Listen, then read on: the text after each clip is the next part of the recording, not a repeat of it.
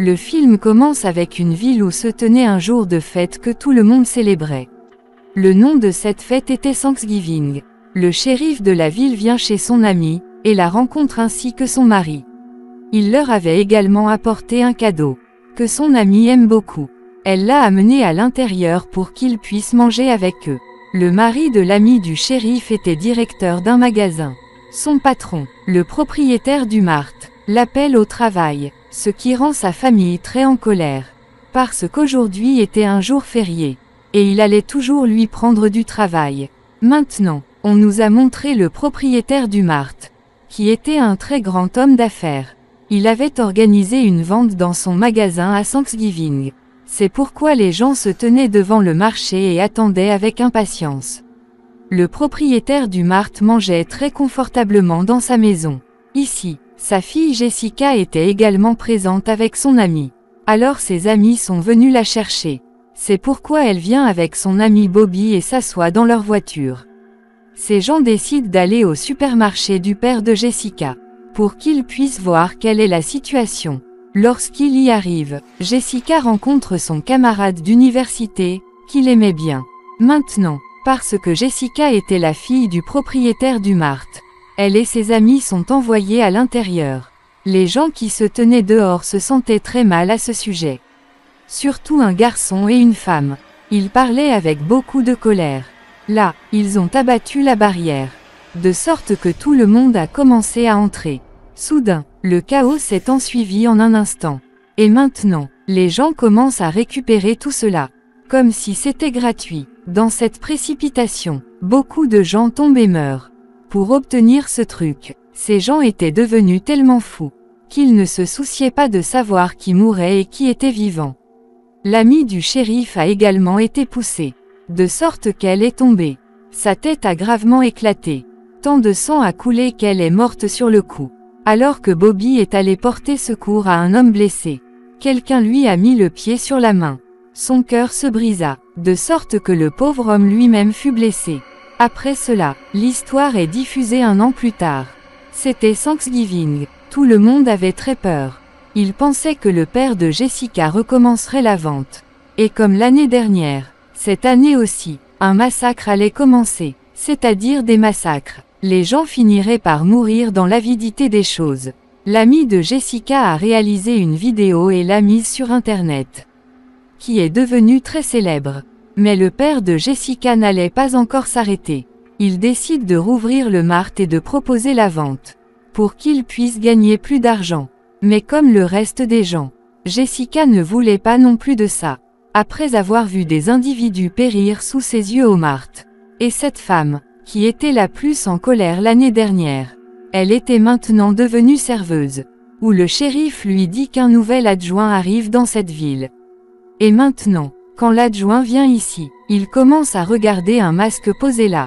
Alors la serveuse lui dit que c'est le masque du premier gouverneur de notre ville, dont le nom était John.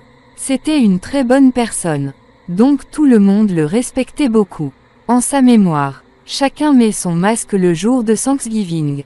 Désormais, lorsque Jessica était avec ses amis, ils reçoivent une notification. Lorsqu'ils le vérifient, ils voient qu'une personne nommée John leur a tous envoyé une notification.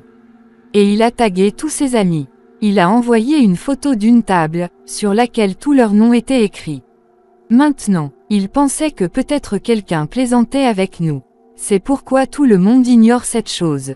Lorsque les yeux de Jessica sortirent, il y avait un homme debout, portant le masque du gouverneur John, qui la regardait, mais l'instant d'après, il disparaît de là, le soir, alors que la serveuse commençait à fermer la porte, qui était en colère le jour de la vente. Elle y aperçoit le masque de John. Elle a commencé à se demander, à qui ce masque pourrait-il appartenir? C'est alors que le tueur arrive, portant le masque de John. Il attaque la serveuse. Il lui met d'abord de l'eau sur le visage. Puis il lui colle le visage avec le frigo. Après cela, il va prendre sa hache, pour pouvoir en finir avec elle. Mais entre-temps, la serveuse se libère, et commence à s'enfuir d'ici. Mais le tueur la voit. La serveuse essaie de se cacher dans la poubelle. Mais le tueur est assis dans la voiture et la frappe avec la voiture. Cela provoque 2 parties du corps de la serveuse, et elle y meurt. Après avoir fait cela, il place la moitié de son corps sur le bâtiment du Mart. Pour susciter la peur chez les gens. Tout d'abord, la serveuse fait de la femme une victime qui était en colère le jour de la vente, et qui a le plus profité de la vidéo. Autrement dit, elle a poussé beaucoup de gens à obtenir des produits gratuits. Lorsque la police a découvert cela, elle est venue ici pour enquêter. Ils ont vu les images de vidéosurveillance. Mais comme tout le monde en ville portait un masque à Thanksgiving, ils n'ont pas pu découvrir qui était le tueur. Voyant cela, Jessica appelle son père et lui dit « Papa, tu ne devrais pas ouvrir le Mart maintenant, parce qu'une femme a été assassinée. » Son père dit que rien ne se passera. « Je garderai une sécurité supplémentaire. Mais j'ouvrirai quand même le Mart. » Ce sur quoi Jessica et son ami ont très peur. Ensuite, il trouve un marchand d'armes et il dit « Si vous voulez des fusils ou toute autre arme, vous pouvez me les acheter. » Maintenant, Jessica et son ami se rendent au commissariat. Il commence à leur dire que, selon nous, le tueur met fin à ceux qui ont été impliqués dans le dernier massacre. À ce sujet, le shérif Jessica dit que si vous le pensez, apportez-nous la séquence vidéo de ce massacre. Parce que je sais que ton père l'aura. Cela nous permettra de savoir quelle vie est en danger. Nous les informerons donc à l'avance. Jessica se prépare alors à les aider. Quand elle sort, elle rencontre Bobby. Elle lui dit que nous sommes tous en danger. Nous devons donc tous rester ensemble, pour que le tueur ne puisse pas nous atteindre. La nuit, le tueur s'est rendu chez un gardien, qui a vu la foule ce jour-là et s'est enfui du marché. Le tueur lui arrache la tête avec un couteau bien aiguisé, ce qui conduit à sa mort terrible. Puis il met sa tête coupée dans le sac, et l'emporte avec lui. Le lendemain matin, le tueur tague à nouveau tous ses amis, et leur envoie le même poste. Ce qui n'était rien d'autre que la tête coupée du garde, qui était conservée sur la même table où étaient écrits les noms de tous ses amis. Cela a rendu tout le monde très nerveux, parce qu'ils comprenaient que le tueur nous tuerait aussi. La police enquête beaucoup, mais elle ne parvient toujours pas à découvrir qui est le tueur. Désormais, Jessica, depuis l'ordinateur portable de son père, envoie secrètement la séquence vidéo du massacre au shérif. Le shérif essaie ensuite de découvrir qui est en danger, et qui est en sécurité.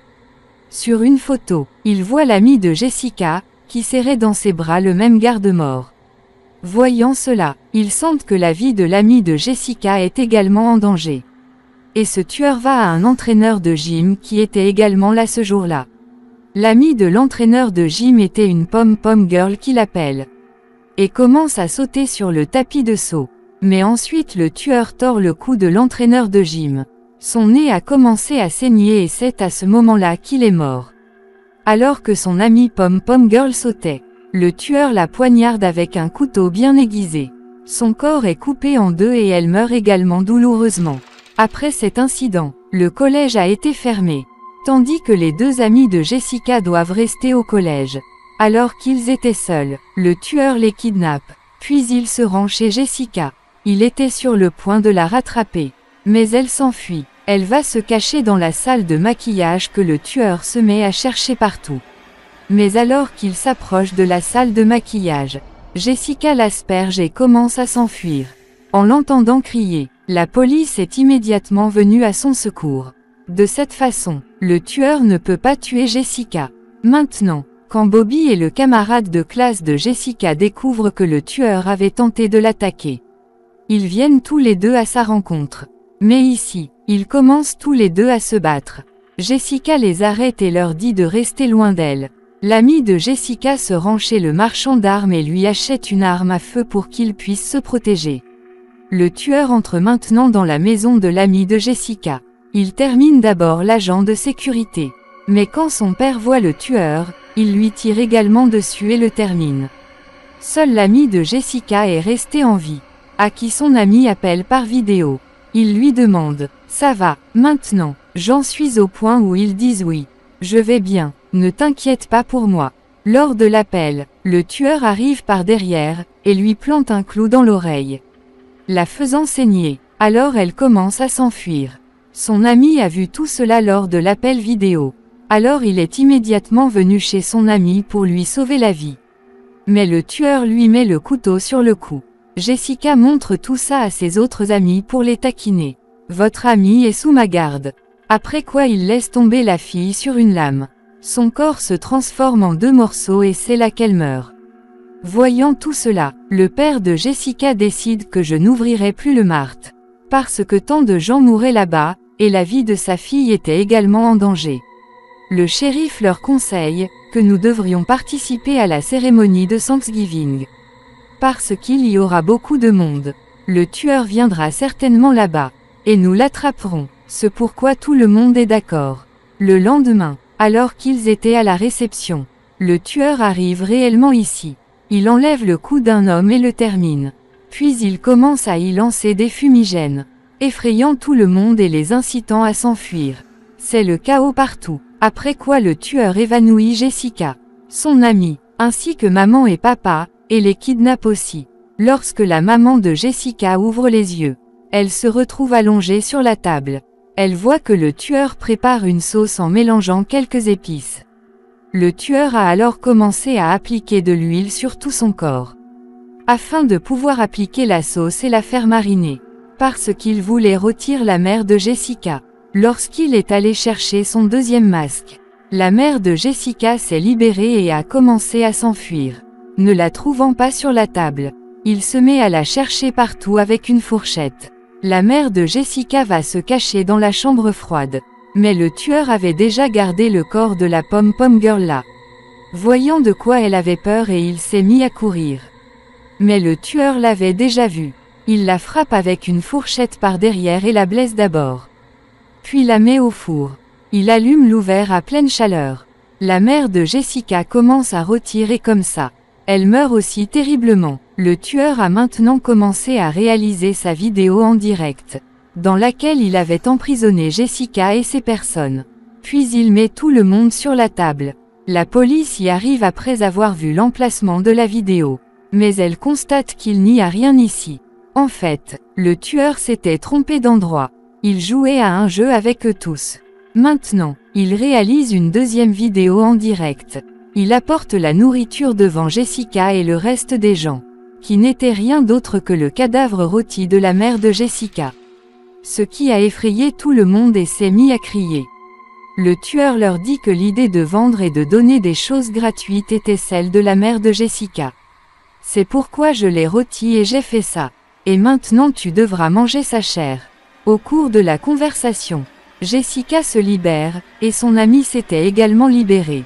Maintenant, ils ont tous deux commencé à fuir à partir de là. Le tueur se met à sa poursuite, il commence à frapper l'ami de Jessica, ce qui lui fait très mal. Puis il se rend chez Jessica, qui a traversé le filet et est partie par là. Cela veut dire qu'elle s'est enfuie d'ici. Lorsqu'elle tend la main, elle y trouve le shérif inconscient. Lorsqu'elle entre dans le bâtiment, elle voit Bobby, qui enlevait le masque de John. C'est pourquoi Jessica comprend que Bobby est le tueur qui met fin à tout le monde. Quand le shérif se réveille, il vient voir Jessica et elle lui dit que c'est Bobby qui fait tout ça. En entendant cela, le shérif commence à lui tirer dessus. Et Bobby s'enfuit d'ici. La police va le rattraper, tandis que les autres sont sauvés. Le shérif dit à Jessica que nous n'avons pas pu sauver votre ami et votre mère, mais que votre père et d'autres amis ont été sauvés et envoyés à l'hôpital. Bientôt, tout ira bien. Et maintenant, Jessica voit de la saleté sur les chaussures du shérif. Elle a été choquée car elle a compris que le tueur n'était pas Bobby, mais le shérif, celui qui m'a pourchassé dans les forêts. Le shérif a également découvert que Jessica avait découvert ma vérité. C'est pourquoi il lui dit que tu n'aurais pas dû aller seule dans la jungle. En disant cela, le shérif ferma la porte. Et maintenant, il va de l'avant pour mettre fin à Jessica. Elle demande au shérif, « Pourquoi as-tu fait ça ?» Puis le shérif lui dit que j'ai été seule toute ma vie. J'ai eu l'espoir de l'amour, qui était mon ami. Elle et moi nous aimions beaucoup. Elle allait bientôt quitter son mari et m'épouser. Mais à cause de la vente de ton père, elle est soudainement tombée et elle est morte. Cela m'a rendue à nouveau seule. C'est à ce moment-là que j'ai décidé de ne quitter personne.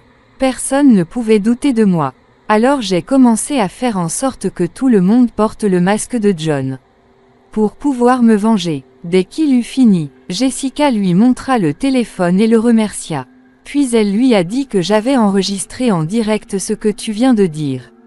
Tout le monde découvre que tu es le vrai tueur. Voyant cela, le shérif trouve mauvais et il décide de la tuer. Et c'est à ce moment-là que Bobby est venu et l'a sauvée. Il a emmené Jessica et s'est enfui. Ils se sont assis dans le camion et sont partis.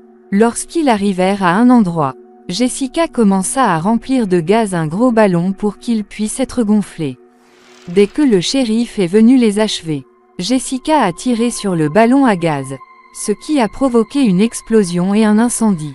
Le shérif y a été brûlé, ce qui leur a fait penser qu'il était peut-être mort aussi. Après cela, la police est venue ici et a commencé à chercher. Les pompiers, après avoir éteint l'incendie, commencent à partir de là. Lorsqu'ils ont demandé, le pompier a dit à l'officier qu'ils n'ont rien trouvé d'autre que des cendres. Cela ne confirmait pas que le shérif était mort ou vivant. Quand Jessica dormait la nuit, elle a fait un rêve dans lequel elle pensait que le shérif se cachait dans son placard. Mais quand elle est allée voir le placard, il n'y avait personne, mais la réalité était que le shérif était toujours en vie. Au moment où l'incendie s'éteignait, un pompier courait, qui n'était autre que le shérif. Et avec cette fin horrible, l'histoire de ce film se termine également ici.